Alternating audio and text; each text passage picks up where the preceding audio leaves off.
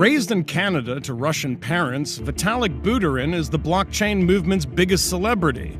He created the Ethereum blockchain when he was just 21 years old, and its cryptocurrency, the Ether, is second only to Bitcoin. Its market cap increased by over 10,000% in 2017. Vitalik has been on a global campaign to raise awareness of his creation and its potential implications for business, finance, and government.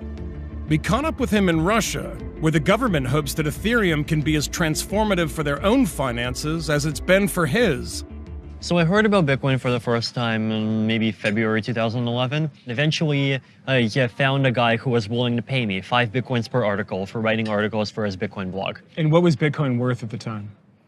Each Bitcoin was $0.8. $0.8, so you're getting 5 per article, and now that would be $5,000 an article. Right. More or less. Okay. Being a high school guy with not much money, I thought $1.5 an hour was a fairly reasonable wage. So that was a good deal to you.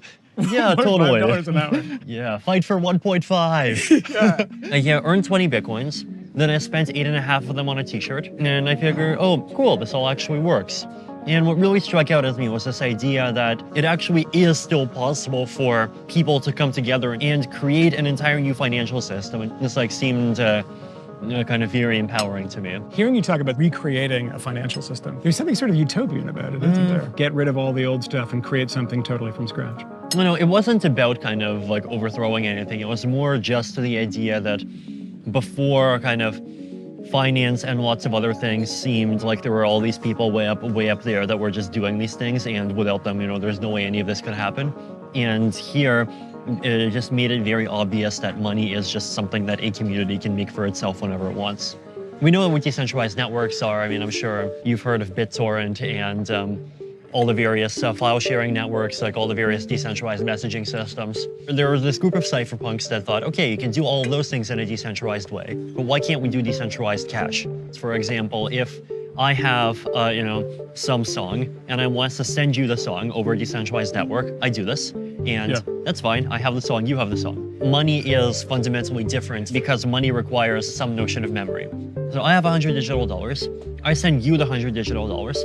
Then I make another transaction which looks exactly like that first transaction, except the only difference is it sends someone else the 100 digital dollars. I published both transactions at the same time.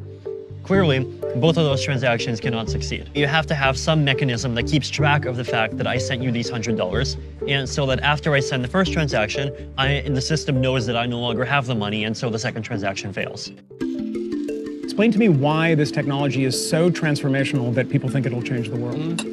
Because they represent kind of epochal changes in the options that we have for interacting with each other. With Bitcoin, it's you don't need banks to send money anymore. It's just something that happens directly peer-to-peer. And Ethereum extends that to making digitally enforceable agreements. But that changes whole industries, doesn't it? And it hasn't yet, but we'll see. Do you feel like the destroyer of worlds here? I mean, you can essentially eliminate how many jobs by doing that? Destroyer of jobs, creator of better ones. Because that's pretty good.